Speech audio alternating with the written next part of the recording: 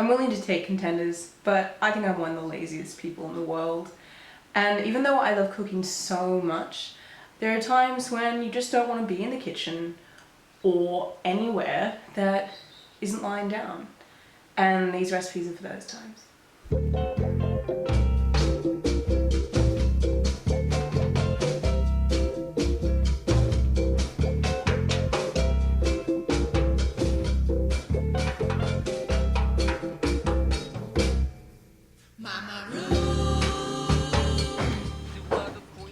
Rice paper rolls are fantastic because the fact that you don't have to approach the stove at any point makes it seem as though you're putting in a lot less effort.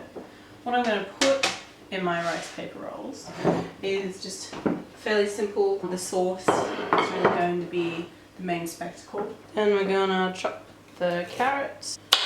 It's kind of ironic that it looks like an arsehole because it tastes like one too. Have you ever noticed that? How the ends of carrots taste really bad? I often have wondered why. Maybe it's a defense mechanism. Did you also know that apparently humans are the only animals that eat garlic and onions? Cockroaches won't eat them. If anything, it's an argument for human supremacy, or maybe it just means that other animals care more about their breath smelling. Finito, the cucumber. Gonna pour some freshly boiled water. Dip these nice crispy rice paper roll skins into this water. Just diddle them about. Once they've lost all their stiffness, it's ready. Pour the boiling water, swirl it around. It'll become soft within seconds.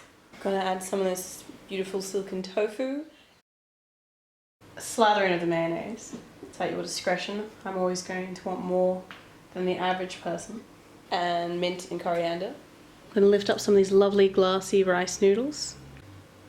You can use this as a basic format and add anything you want to it in terms of protein. You can put in the remainders of a roast chicken is really good. You can also put prawns if you can afford them. When you wrap in your roll, start from the ends. So roll the ends in. And you know, it's probably gonna break, but life is full of suffering.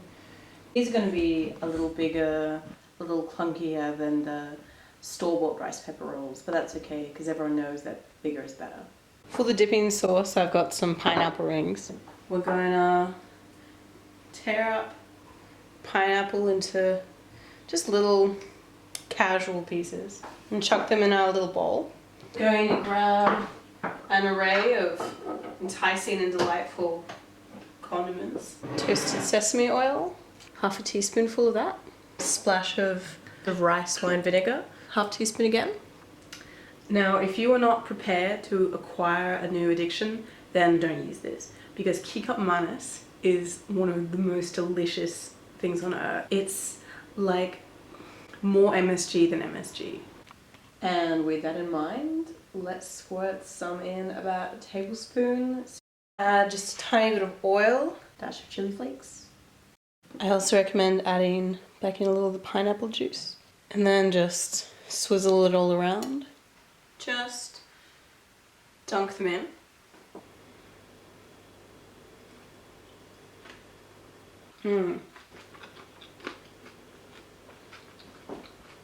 Really fresh, tangy, tasty. Didn't really require any more cooking per se than boiling kettles. Mos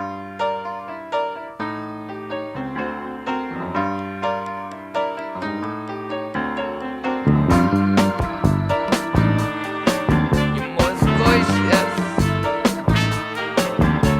I really wanna do you up so bad.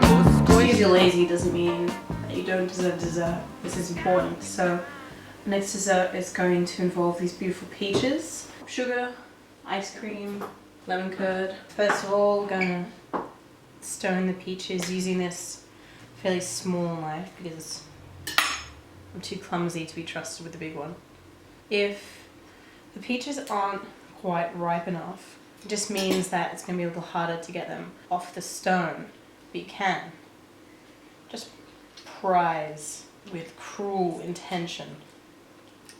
You can kind of cut the stone out. Once your halves are out, you can press them face down in sugar, which is, I think, a great sentence in any context. Make sure that they're covered, and you can sprinkle a little into the empty space where the stone was. I'm just using raw sugar. Brown or white caster is fine, it doesn't really matter. I'm sure it's too late in the day to be worrying about that by now anyway. Put them in some adorable little baking tray and then put them under the grill, and preferably not on an angle. If for some bizarre reason you happen to own a brulee torch, you can scorch the tops with that, but it's probably better to do it under the grill because it cooks the peaches a little bit too, which is what you want. If your grill is AWOL, you can also fry them in a pan with butter. Also, you know, you can fry most things in a pan with butter and they'll turn out good. The peaches should be bubbling away in a thoroughly sexy manner. You want a little bit of blackness on top. You also don't want to be burnt by your elderly oven mitt, so I'm going to put that down.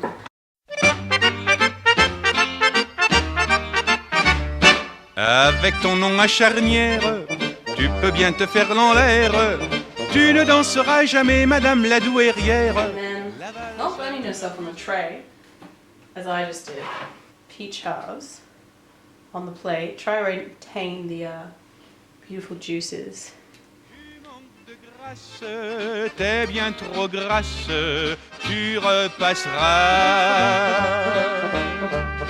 Put a scoop of ice cream on top of each peach half.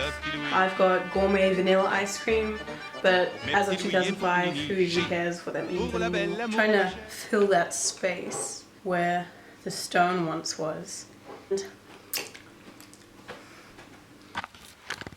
And on top of each of them, put about a teaspoon of lemon curd. The ice cream is already completely melted through because of the heat of the peaches. The peaches are perfectly cooked through, tender. There's a wonderfully caramelized, slightly blackened edge. And the lemon curd just adds the perfect tang to it.